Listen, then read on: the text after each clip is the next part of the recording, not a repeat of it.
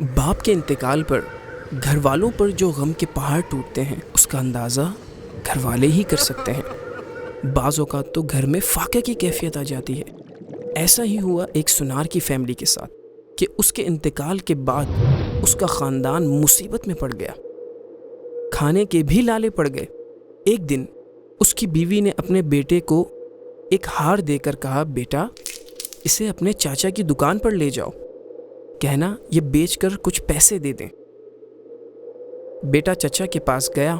چچا نے ہار کو اچھی طرح دیکھ کر کہا، بیٹا ماں سے کہنا کہ ابھی مارکیٹ بہت ہلکی ہے، تھوڑا رک کر بیچیں گے تو اچھے دام ملیں گے، جب تک یہ ہار واپس لے جاؤ اور یہ کچھ پیسے لے جاؤ، گھر کا راشن وغیرہ چلاؤ، اور کل سے میرے پاس دکان پر آ کر بیٹھو اور کام سیکھو۔ اگلے دن سے وہ لڑکا دکان پر ہیروں اور جواہرات کی پرکھ کا کام سیکھنے لگا۔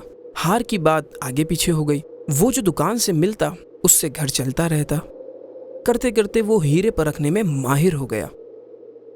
تب ایک دن اس کے چاچا نے کہا، بیٹا کل اپنی ماں سے وہ ہار لے کر آنا، اب وقت ہے اسے بیچنے کا۔ لڑکے نے اگلے دن دکان پر لانے کے لیے ہار ماں سے لیا۔ جیسے ہی ہاتھ میں پکڑا تو حیران رہ گیا، کیونکہ وہ ہار نقلی تھا۔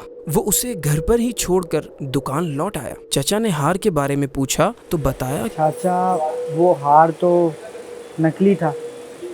چچا مسکرائے اور بولے، جب تم پہلی بار لے کر آئے تھے اس وقت اگر میں نے اسے جعلی بتایا ہوتا تو تم سوچتے کہ آج ہم پر برا وقت آیا ہے تو چچا ہماری چیزوں کو بھی جعلی بتانے لگے۔ آج جب تمہیں خود علم ہو گیا تو پتہ چل گیا کہ ہار نکلی ہے۔ سچ یہ ہے کہ علم کے بغیر اس دنیا میں ہم جو بھی سوچتے، دیکھتے اور جانتے ہیں ضروری نہیں کہ وہ سب صحیح ہو۔